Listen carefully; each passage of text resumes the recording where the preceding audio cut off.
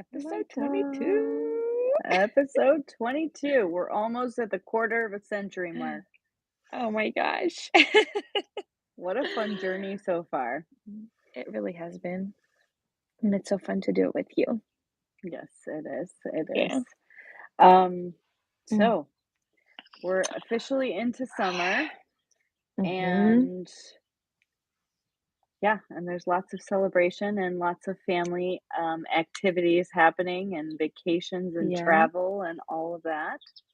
Yeah. We're in So Montana and it's lovely and it's like so beautiful. nice. Love it. Yeah. So today we thought we would talk about dealing with external resistance, since since most of us are interacting with greater quantities of folks. Yeah. It tends to be like a season of like weddings and gatherings and all that kind of stuff. Um, so there Yeah. may And be we're both external noticing resistance. it. Yeah. And when I suggested the topic, you said that you're noticing it in your clients as a Hmm. pattern, and I'm noticing it in my clients, which is why I brought it up. And I'm noticing it in my own life, and just worth talking about. For You sure. know, So I guess maybe the first place to begin is, um, like external resistance can come at you in a direct way, or it can come at you in an indirect way. So it mm-hmm. can be somebody saying no. It can be someone not respecting your boundaries. Mm-hmm. It can be, uh, like it can be an individual. It can be groups of people. Um, And so I think the first part of resistance or external resistance is Yeah, recognizing that you're coming up against it.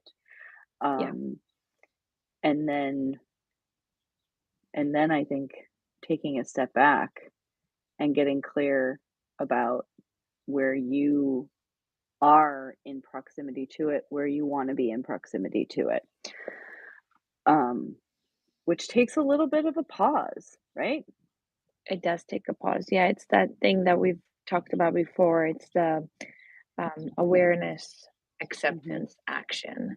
You got to Right. take that in between step of once you see it, then you got to go into the pause period of Hmm. checking it out and not immediately responding, not immediately doing something with it, but accepting it. And accepting it is the pause of just being aware of what is happening. It does not mean Hmm. liking it. It does not mean like Judging embracing it. it Right. or, yeah, judging it. It's just like, the weather is the best example because it's like, this is literally what's happening in front of my eyes. That's Mhm. all it is. It's like, oh, it's sunny. Oh, it's raining. Oh, it's Mhm. snowing. Oh, it's cloudy. Like, not anything farther than that. It's like really just the facts and like laying out what is happening, um, and giving ourselves the space to process it for a second or two Mhm. or an hour or a day.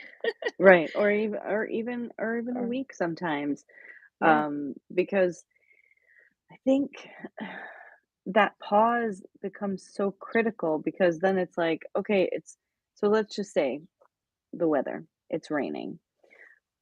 Do you take an umbrella with you? Do you put on a rain jacket? Do you stay in the house? Do mhm. you run out in the rain and dance? Do you you know what I mean? If Yeah, there's no and, thunder and lightning. I mean, it's funny that we're using the weather as an example because on the way up here, like, when we were packing and stuff, my husband was like, "We're going to Montana. You don't like the weather? Just wait 5 minutes." Like, that's their thing. That's what they say up here. So, it's like part of it is the waiting, there's more to be revealed. Like, things Right. do change. So, sometimes we come into it with, like, oh my God, I gotta respond and I gotta react and I gotta like take action. But if I pause, something else will unfold potentially. There's room for something, again, that external thing to change for us, Right. for us to understand more from it rather than immediately act, which is more of like, I gotta be in control. I'm uncomfortable, so I have to fix, I have to take quick action, which also is like another saying that I love is if it's important, it's rarely urgent, and if it's urgent, it's rarely important. Mm, yeah. I I use the saying more will be revealed quite a lot. Mhm, Um, especially, and for me, with a lot of my clients, it's helping to move towards clarity, to move them towards clarity for themselves. And that's a journey. It's not something mhm, that it's very rare that something happens and you're 100% this is my action, this is what I'm going to do. yeah, Um, or this is my best course of action, or this is what I want, or this is what I don't want. And yeah, so allowing the more to be revealed to reveal itself not mhm, only gives you more information, it also expands your choices and options, mhm, which I think is it's very powerful. It's been yeah, very, very powerful in my clients' lives. It's been very powerful in my lives, in the yeah, people in my, kind of support circle, allowing those pauses and allowing things that, just they hadn't had time yet to, to percolate or come to fruition or mhm, come into awareness.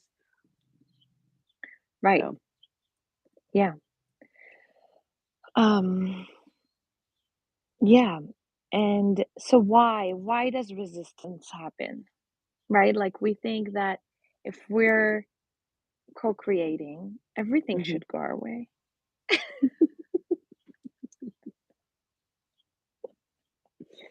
It'd be nice. It'd be nice. Mm, yeah, I mean, and that also comes, I think it'd be nice, but it also comes along with this idea that we know better. We know better than the Mm, universe. We know better than source. We know better than Mother Nature. We know better mhm. than God. Right? Like we know better and that's where our ego boosts and gets like huge of like just a second. Like